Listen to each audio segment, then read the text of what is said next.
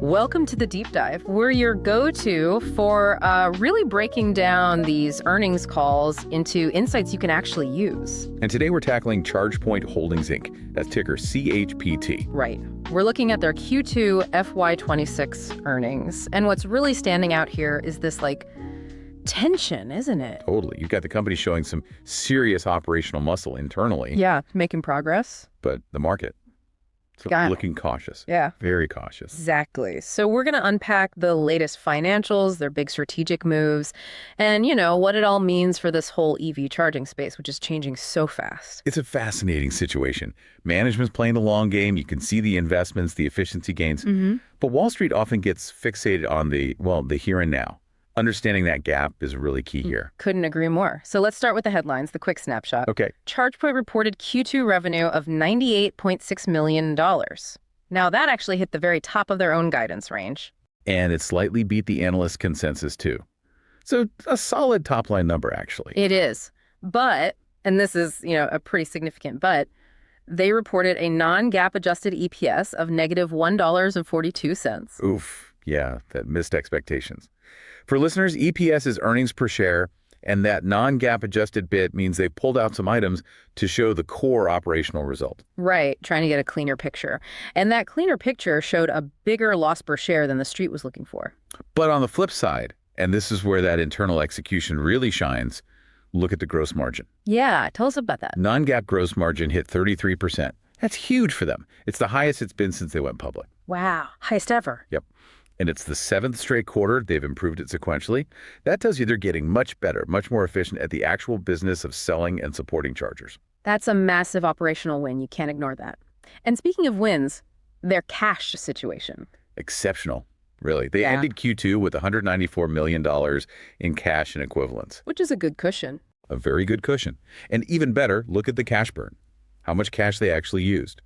Less than $2 million this quarter. Less than $2 million? Wasn't it way higher before? It was $49 million this time last year. 49 and $29 million just last quarter. So down to under $2 million. That's dramatic improvement. That really changes the narrative around their balance sheet strength. Absolutely. Gives them a lot of flexibility. Okay, so strong margins, great cash control, but you said the market reaction was cautious. Yeah, that's the disconnect.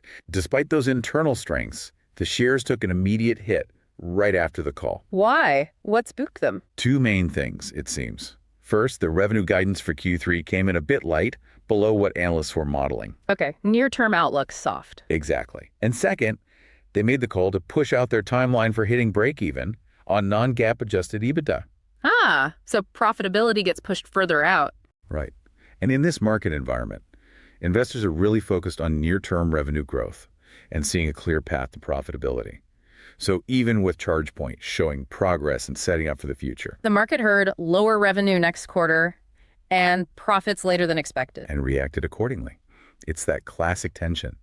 Long-term strategy versus short-term market demands. Okay, let's dive deeper then. Let's really open up the hood on these Q2 numbers. That $98.6 million total revenue.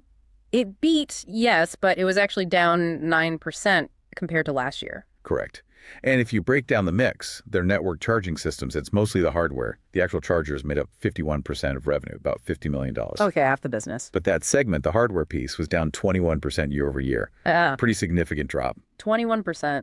Ouch. What about the other side? Subscriptions. That's the brighter spot. Subscription revenue, so the software and services side, that was 40% of the total, $40 million. And how did that grow? Up 10% year over year. Solid growth. And this is really crucial because subscription revenue is typically much higher margin. Right. More profitable. Way more profitable. For ChargePoint, their subscription revenue carries a GAAP gross margin of 61%. 61. Wow. Okay. So for every dollar they get from subscriptions, way more drops to the bottom line compared to selling a charger. Precisely. And that helps explain that impressive overall 33% non-GAAP gross margin we talked about. Right. It's being lifted by those really strong subscription margins. Plus, they must be improving hardware margins too, and subscriptions are becoming a bigger piece of the pie overall. Exactly right. It's a healthier revenue mix evolving, which is good for long-term profitability, right, assuming they keep that subscription growth going. Makes sense. What about spending, operating expenses? Non-GAAP operating expenses came in at $59 million. That was up just slightly, about 3% from the previous quarter. Okay, keeping costs relatively in check. Why the small increase? Management pointed mostly to a temporary bump in R&D spending, research and development. Investing in the future? Seems like it. They said it was for developing new product architecture. It involves some specific non-recurring engineering costs and hiring outside contractors. So a targeted investment. Is that higher R&D spend sticking around? They expect it to continue in Q3, but then gradually come down in Q4 and into next year. So think of it as an upfront strategic cost. Got it. And even with that extra R&D spend, their overall operational loss improved, right? The adjusted EBITDA. It did, yeah. Their non-GAAP adjusted EBITDA loss narrowed to negative $22.1 million. Okay, still a loss, but better than before. Definitely better. It was negative $23 million last quarter and a much larger negative $34 million in Q2 of last year. So the losses are shrinking, showing progress on efficiency even while investing. That's the trend you want to see. And back to the cash for a second. Yeah. That $194 million on hand, any debt concerns? Their position looks pretty solid. Besides the strong cash balance and tiny burn rate, they have a $150 million revolving credit facility. Basically a big credit card that they haven't even touched. It's completely undrawn. And they don't have any major debt payments due until 2028. So that gives them a really strong financial cushion to navigate things. That sounds quite robust. What about inventory? Sometimes cash gets tied up there. Good point. Inventory was about flat at $212 million. Management acknowledged it's maybe a bit higher than ideal, partly due to some existing commitments, but they did say they aim to gradually bring that down in the coming quarters. Which would free up even more cash. Exactly. Always a plus. So they have this financial cushion, they're improving margins. How are they actually using this position? What are the big strategic plays? Well, a huge focus on the earnings call was their partnership with Eaton, the big power management company. Right, that was announced a while back. How's it going? They said it's ramping up fast. They're already seeing co-branded products hitting the market. They're getting access to Eaton's wider distribution channels, landing new strategic accounts together, generating new revenue streams. It sounds like it's moving quickly from announcement to actual operations. Okay, so the partnership is bearing fruit. Any specific new products coming out of that? Yes, and this is potentially a really big deal. They announced a new modular express DC fast charging architecture, co-developed with Eaton. Modular DC fast charging. What's special about it? Two key things.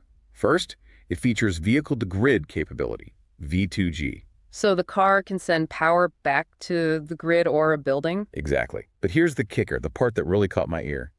Management claims this new system offers roughly 30% lower capital expenditure to install. 30% cheaper up front. A 30% smaller physical footprint, so easier site, Also important. and 30% lower operating expenses over its life. 30, 30, 30. Lower CapEx, smaller footprint, lower OpEx, if that holds true. It could be genuinely game-changing for the economics of deploying fast chargers. Think about a business deciding whether to install chargers. Those kinds of savings could make the decision much, much easier. That's a massive potential advantage. They must expect this to help their hardware margins, too. Oh, absolutely. That was explicitly mentioned. Yeah. These new product lines are expected to positively impact hardware gross margins going forward. Okay, that Eaton partnership sounds key. Anything else on the product front? Yes. Also with Eaton, they unveiled a bidirectional home charging solution. Bidirectional at home, too. Yep. It integrates ChargePoint's Flex Plus home chargers with Eaton's smart electrical panels and breakers. So what does that let you do? It allows your EV to act like a big battery for your house, provide backup power during an outage. Like a generator, but using your car battery. Exactly. And it also manages charging based on your home's energy use in real time, potentially saving money or optimizing when you charge based on grid conditions or solar production.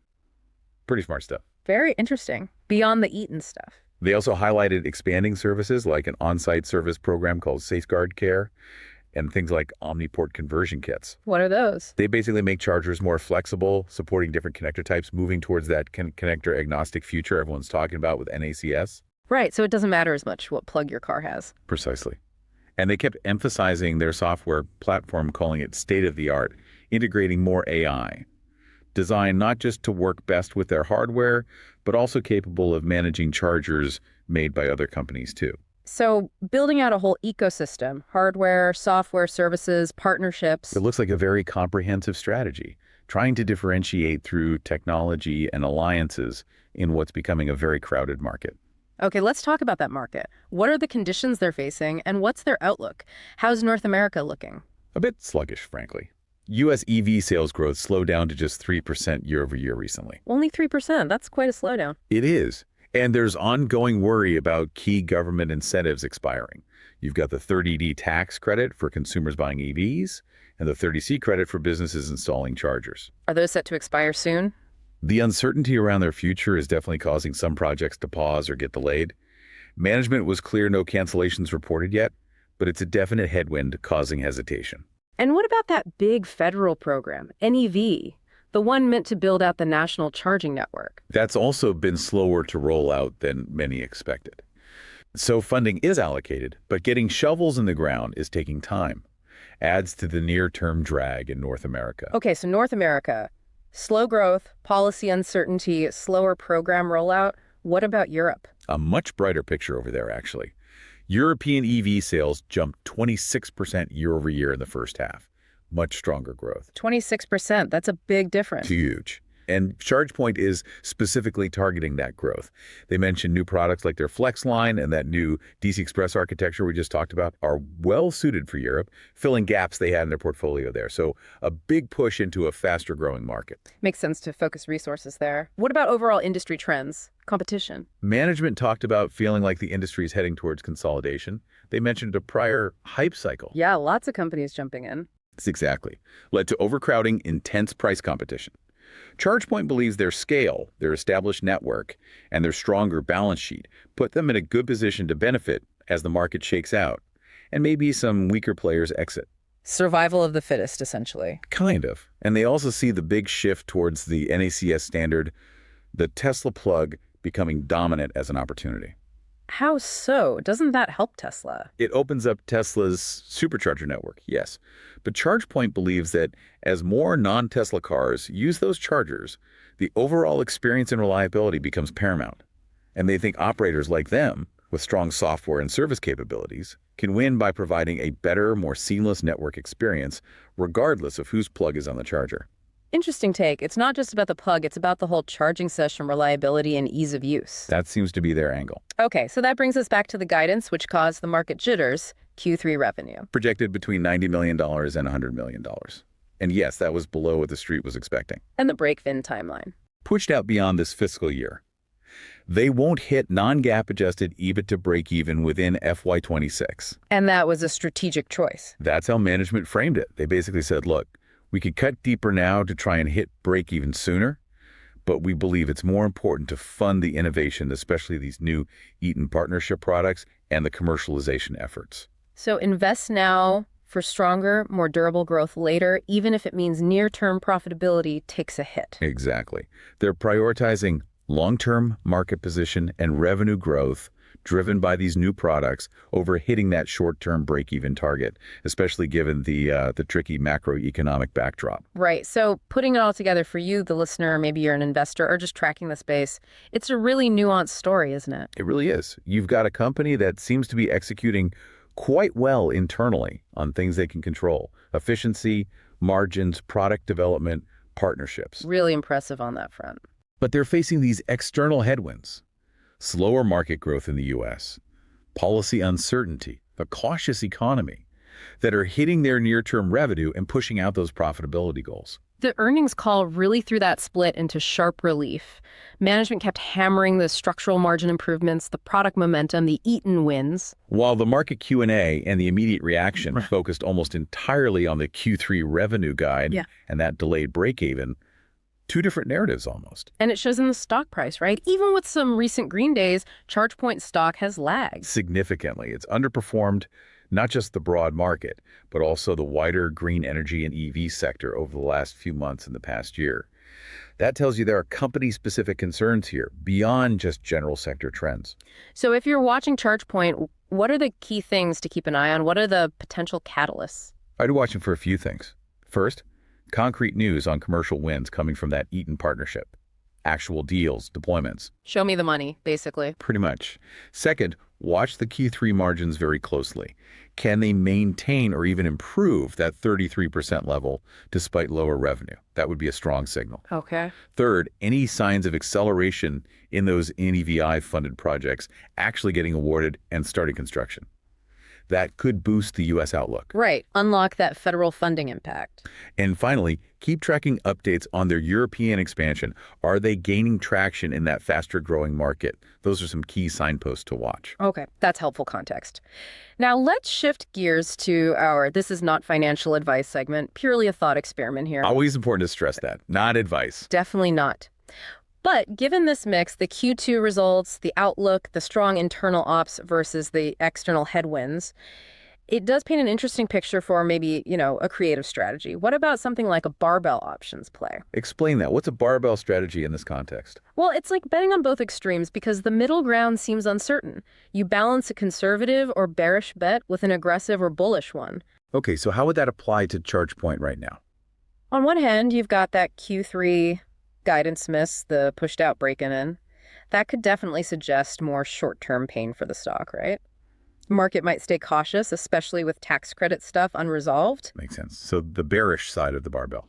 Could be something like, hypothetically, buying some relatively cheap out-of-the-money put options, maybe with a 1 to 2 month expiration. Got it. Just trying to capture potential further downside or volatility if the market stays negative in the near term. Okay, a tactical hedge or bet on continued weakness. What's the other end of the barbell, the bullish side?